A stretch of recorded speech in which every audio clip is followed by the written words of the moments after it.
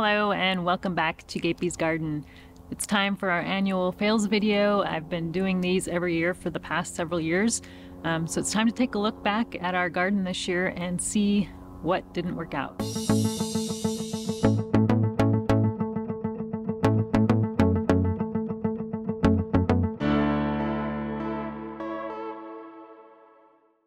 Unfortunately, a lot of my older fig trees lost all of their leaves. Some of them are starting to grow back, but I'm not sure how that's gonna affect the fruits. But I think some of these are probably not gonna get ripe fruit this year. Like this one here is the Tacoma Violet. It lost all its leaves. It's starting to put out new ones, but I don't think the figs on it are going to mature. And then a lot of them are also in the process of dropping leaves. So this one here is the Brandon Street Unknown. So I'm not sure I'm going to get any ripe figs off of this one either. But I've run into that a lot this year. And I remember running into this last year as well. And I guess I forgot. But I think the problem is a lot of these are getting root bound and just need their roots pruned.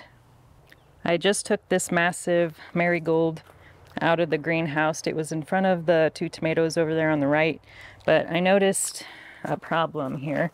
So let's take a look at some of the leaves. I don't know if you could see that, but there's some webbing in there.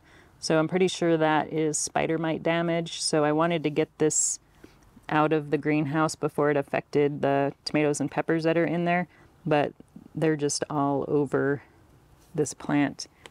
Speaking of spider mites, we're also having that problem with our eggplants in the greenhouse.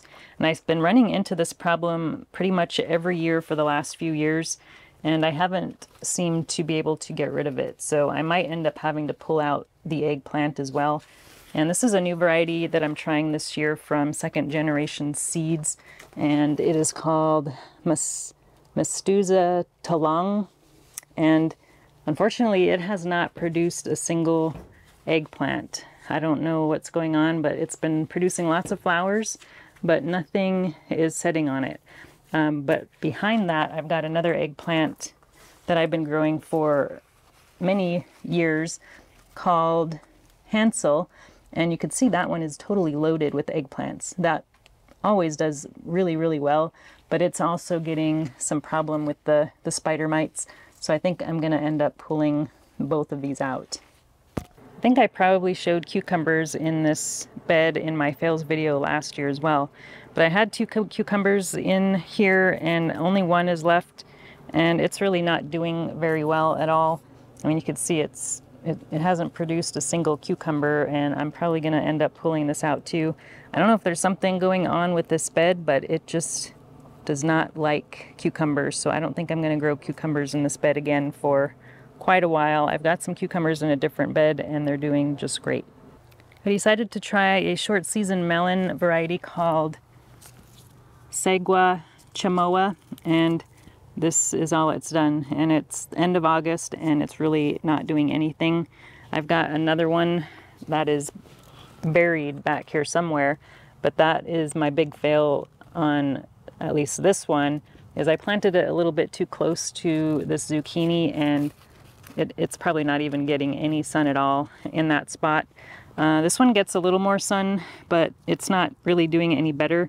So I'm not sure what's going on with this melon, but it's not liking it, and it's not even flowering, so we're not going to get any fruit off of this melon this year. I might try this variety again next year in a different spot.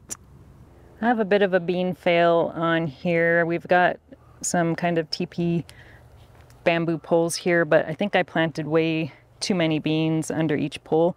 So this one here is probably the worst. I've got 5 beans growing up one pole, and it is just too crowded. So next year I need to remember to only grow 3, maybe 4 at the max.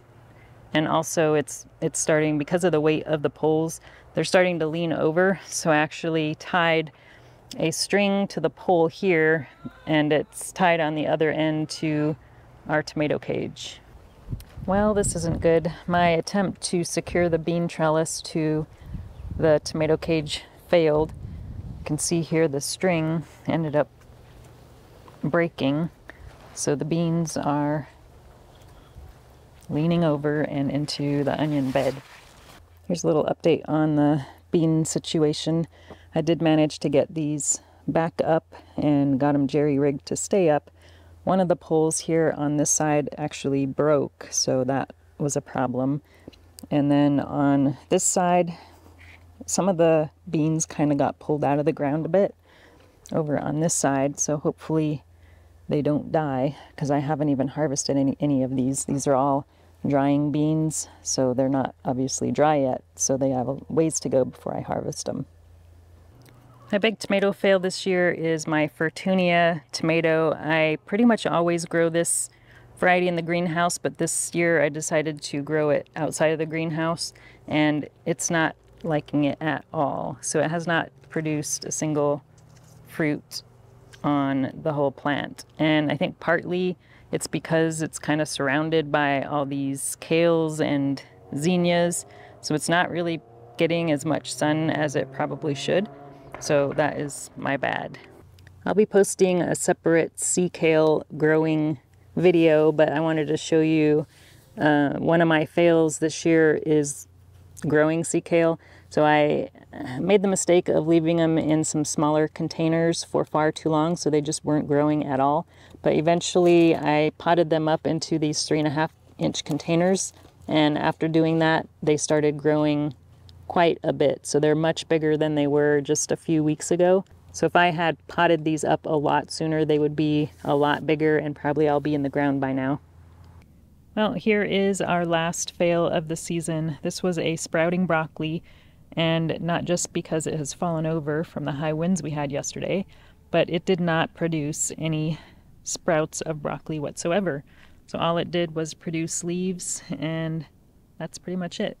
Just a quick update on the sea kale fail. This is one that I planted in ground several months ago, and as you can see, this is not looking very good. So it lost all of its leaves. It is a perennial, but I'm not sure if they're supposed to lose leaves during the winter time or not.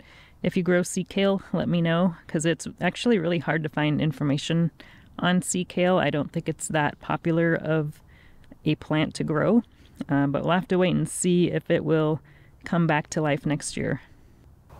All right, the season has come to an end. I'm here with my girl Athena, who is a lap chicken that we got this year. She's very friendly, but I wanted to go ahead and get this video posted since it is the end of the season. I hope you enjoyed watching my fails, and I'm sure I'll have some more to share next year. Let me know what failed in your garden. Thanks for watching, and we'll talk to you again soon. If you enjoyed this video, please like and subscribe. You can also find me on Instagram, Twitter, and Facebook.